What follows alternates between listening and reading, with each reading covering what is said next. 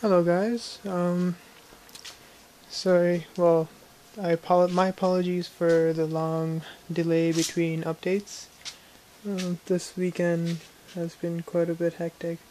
So, as you can see, I've gotten to putting down my x-axis rails and also adding my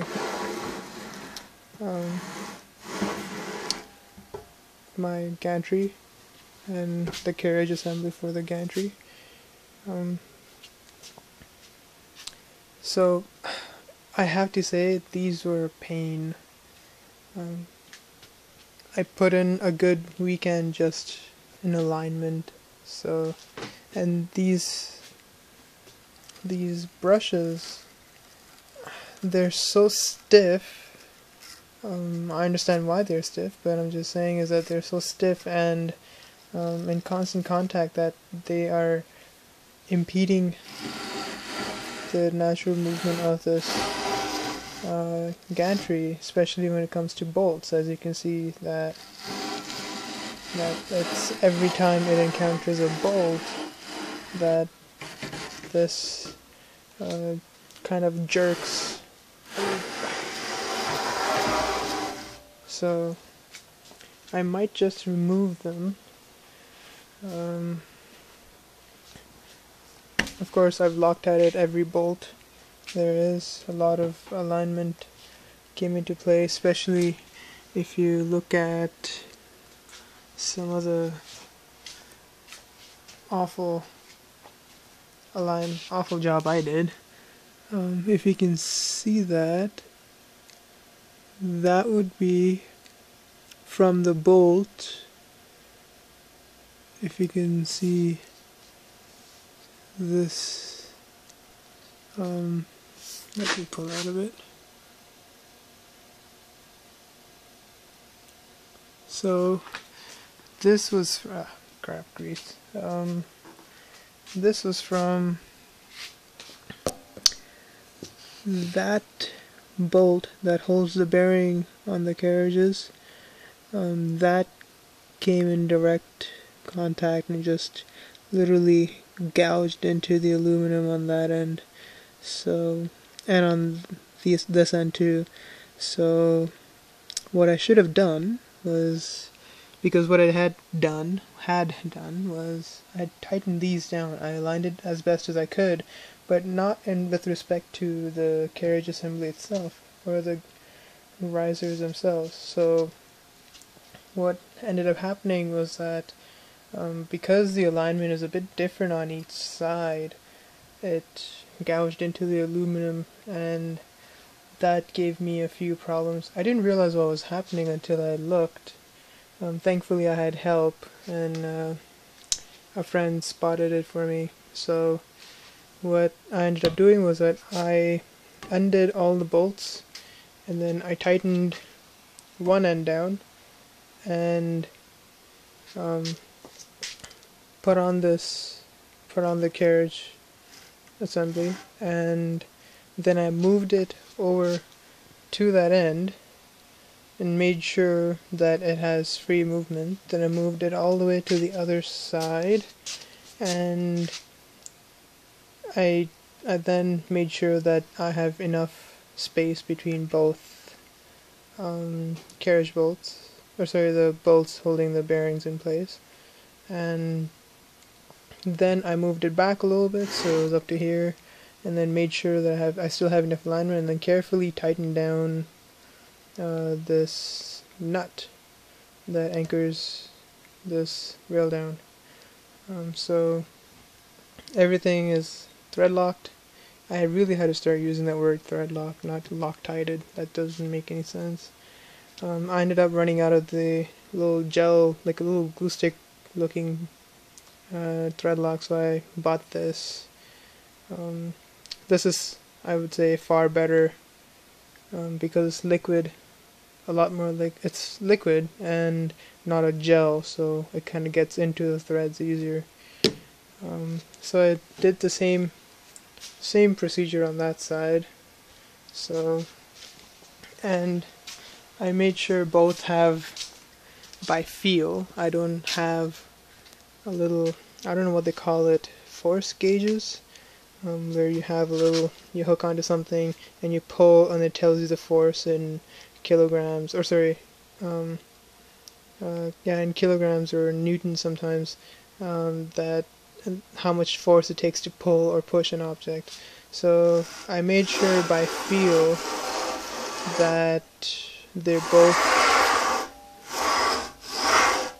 have the same amount of I guess ease of movement, so the same amount of impedance to their movement. Sorry if I keep using that word. I'm an electronics student, so I think in terms of electrical theory and terminology. So I have to say that they're both in equal amounts, or they both have the same impedance or resistance to movement per se by feel. So yeah, I'm interested to see if I take these off how much better the movement would be. It would surely be easier on the steppers. I've got these aligned too. I don't know why I even bothered to align them, but I did. So and another thing I should probably get back to is, shouldn't get sidetracked, the way I assembled these. What I did was I first laid it onto the side, and then I put on the outsides first. So on the opposite side, I have the carriage assembly on the other side, on the outside of the CNC. I first bolted in, making sure it's all the way into the slots. Then I loosely put on the other side of this riser, and then I slid it on, and then I bolted it together, making sure I have no play whatsoever. This ensured a better and more even alignment on both sides, so that I am identical, my procedure is identical on the other side, and I can duplicate my results any way I want in case if I do need to take this apart and do any servicing. So I know which way to dismantle it and which way to reassemble it. The way I assemble the carriages, sorry, would be first I put on the top bearing, the bearing that sits on top like that, and I made sure it's tight. Of course, added Loctite. Same thing on the other side. Should probably put it here. And then what I did was I put on the bottom bearings through and loosely tighten these nuts just enough so that if I were to tighten the set screw,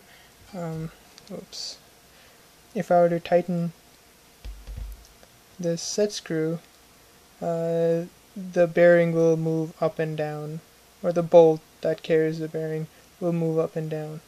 So then I put it on one side of my rail and made sure that when I do put it on and it sticks on, there isn't any play this way or this way, and that it's not it's not as smooth that it kind of goes off and then enough that it would fall off the rail, but just enough that if I give it a good push from here, that would kind of come over here and then stop. So it's got good traction along the rail. On top of that, all the bearings are making contact with the rail at all times. I'll do more tests on how well the bearings contact the rails by probably putting in a bit of grease and seeing the trail left behind by the bearings, and to see the coverage on the bearings of the grease, so that I can determine where my alignments are going out or where the bearings are losing contact along the rail. That would give me a better idea of where my bearings have the most load and where the bearings have the least load. I won't do that now, I'll do that later. I just want to, because I won't know anything until I put on the entire y-axis and z-axis assembly on top, because again, the weight bearing down on these risers will determine where the bearings are being are put under load. So I can't test that right away, but I have a methodology in place, or a theoretical methodology in place, to test for the load on the bearings. Another thing I've realized is the importance of keeping your rails clean. Every time my friend and I have went over this rail and the other rail several times. I mean literally several times. We went through an entire roll of tissue paper. We could have gone more, but I thought that was enough just to get us started, of just WD-40 and just wiping it down, both underside, sides, and the top. So I'm pretty sure they're as clean as we can get, although we can get it cleaner. I'm pretty sure of that, but I didn't want to make it overkill for what we were trying to do. And what we were trying to do is just get these risers assembled and ready to go. Before I do final operations or final test runs, etc., I will make sure everything's clean. It is really clean right now either way, so, and I'm debating if whether I should put on a little bit of grease, so just take a paper towel and just go over the sides and the undersides of the rails. Just I don't know if I should even bother, but just to make sure. I made sure all the bearings are free of dirt, so I'm pretty careful on that. This aluminum is soft, the carriage is, so if you do intend on using a hammer like I did, use some of the packaging that the carriage, or the packaging that came with your CRP kit, and then put that on and then tap it with a hammer so that you don't mar the surface, just for aesthetic purposes, that's all.